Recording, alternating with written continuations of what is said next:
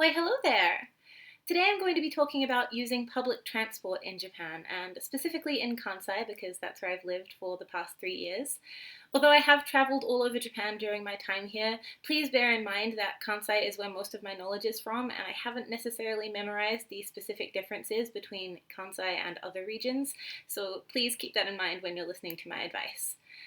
Thank you very much to Nicole for giving me this video idea in the comments of another video. I really appreciate it, and it was a great idea. So as always, if you have any other suggestions for things that I should talk about or things that you would like to know about, please leave them in the comments below. I absolutely love getting suggestions from you guys, and I will do my best to make it happen. So today I'm going to be talking about the two main types of public transport in Japan, which are trains and buses. I'm going to split them up into two separate categories because I feel like they're quite different, and I thought the best way to format this would be to kind of take you through a full trip. So the planning process and what apps and websites I use for that, to getting on public transport and paying for it, and then just getting to your destination and how to do all of that. After that, I'm going to give you some basic tips and advice on general stuff about public transport here, and also things that are different from New Zealand public transport that might also be different for your home country versus Japan. So let's get right into it. Oh, and if you're wondering why I'm sitting over this side today, it is because over here I'm going to be putting a bunch of footage that I've taken to demonstrate my points to help you kind of better visualize it, like this. So yeah, throughout the video, I hope that helps you guys, and that is why I'm not centered today. I'm going to start with the train section because trains are much more widely used in Japan than buses. The train and general public transport system in Japan is absolutely incredible and really intuitive to use. So a lot of this is going to be quite obvious, but I wanted to make this video largely because I think there are a few things that aren't intuitive at all or that are very different from other countries. And also I just wanted to put your mind at ease if you're coming to Japan to live or to visit. I thought that it would be nice to not have to worry about this kind of thing and to know just how easy it is. So like I said, I'm going to start with trains, and I'm going to start with the trip planning like I mentioned before. I've actually already talked about the website that I use to plan train journeys, and that is Hyperdia. Hyperdia is my favorite train planning website. It's amazing. It is Japan only, so you might not have used it before if you live elsewhere. The other one that you can use is, of course, Google Maps, and if you're more comfortable with Google Maps, then both are fantastic.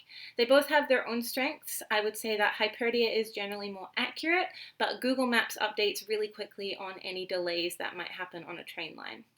So yeah, you can use one or both, whatever you feel like. The only thing that I will say here for a tip is that pay close attention to the train type, because there are a few trains that cost a lot more than others. All trains from one station to another station, so for example from Oji to Osaka, will cost the same amount unless you use a special type of train. So the two special types are limited express trains for Kintetsu and JR lines. Those cost a lot more and you have to reserve a seat, so you can't just get on them. Well, actually you can, but then the conductor will come through and be like, where's your ticket? And that's a whole nother story. So check that it's not a limited express. And the other train type that is more expensive is, of course, the Shinkansen or the bullet train. So when you're on Hyperdia or Google Maps, just make sure that you're checking the train type and making sure that it's any other type of train apart from those two. One slightly confusing thing is that the Nankai line has a limited express train that is a normal train, so it doesn't cost any more than usual, and you don't have to buy a ticket. But every other train line, limited express, is a no-go unless you want to buy an extra ticket and pay more. Okay, so that is how to find your way around. The other tip that I will give you for looking up train routes is that you need to make sure that you're checking which station you're arriving at and which station you're leaving from, because while a station might have the same name, it might not be the same train line, so you might have to transfer stations, and you'll want to add on some extra time for that.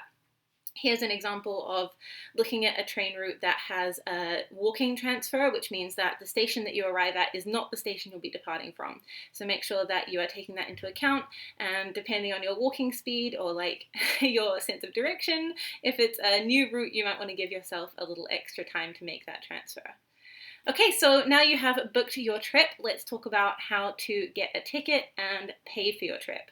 So I say get a ticket. There's actually 3 ways that you can book your ticket or get on your train. The first is, of course, the regular ticket.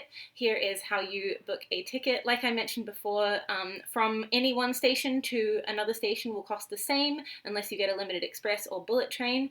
So you check how much your route will cost, and that will say on Hyperdia or Google Maps, and then you buy a ticket for that amount, put it into the ticket gate, and you're off. Done. Easy.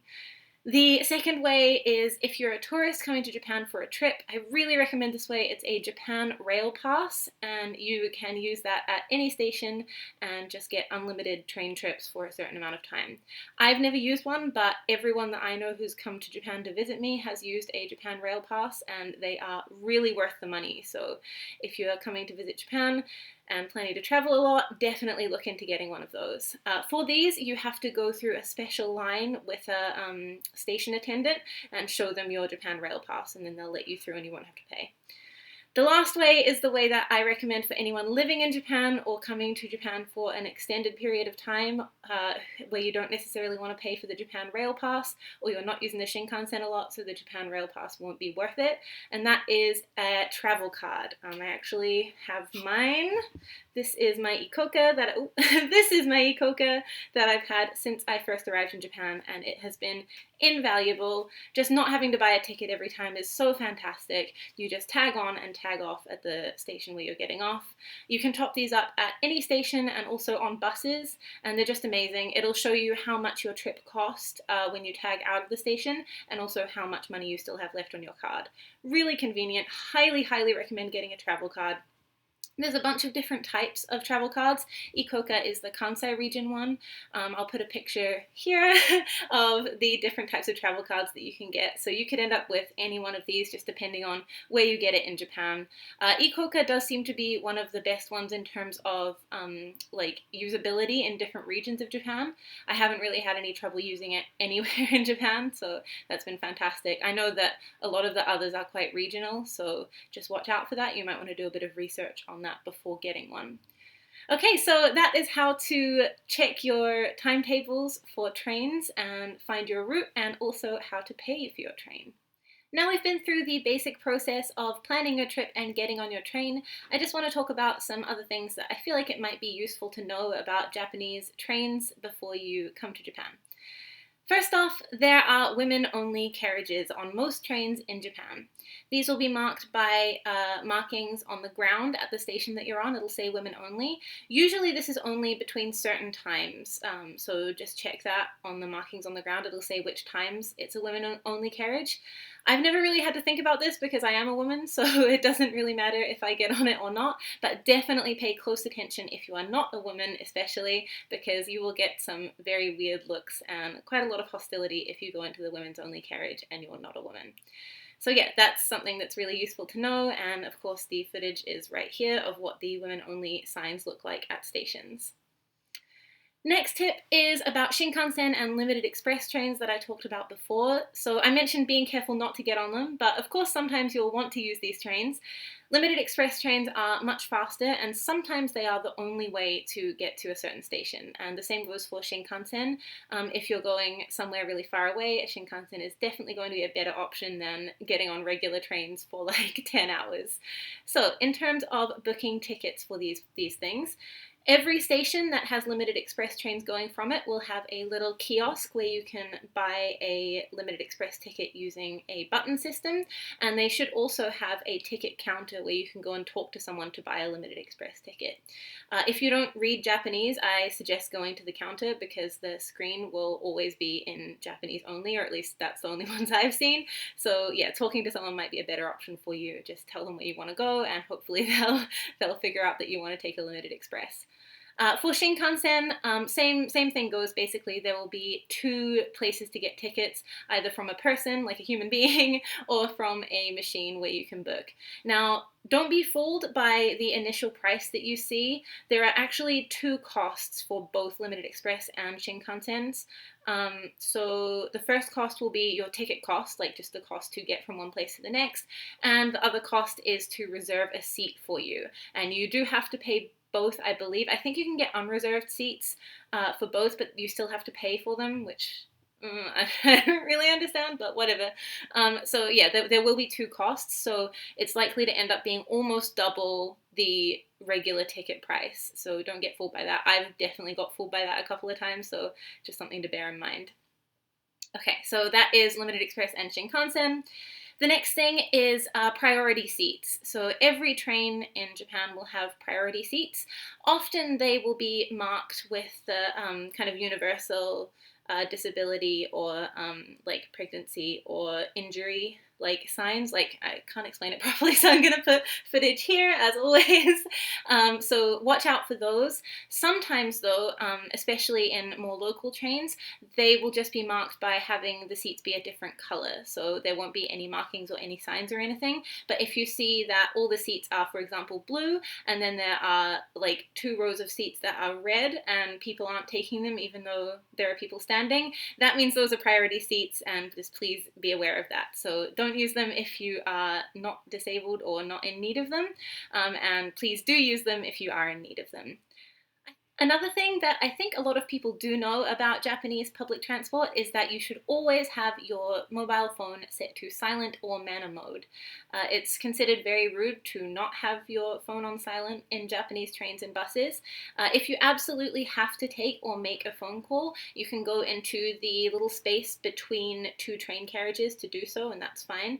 But especially around the priority seats, I'm actually not quite sure why. If anyone knows why it's considered especially rude to have your phone not on silent around priority seats, please let me know. I'm very interested. Yeah, especially around priority seats, but really anywhere on a Japanese train, you should not have your phone making any noise at all.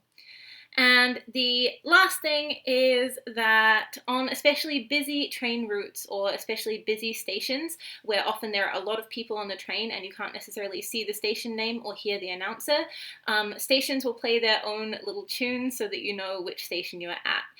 For train lines that you use regularly, I really recommend getting to know each station tune because they can be invaluable when you are coming home, like during rush hour or whatever. So yeah, I think that's about it for train-specific stuff.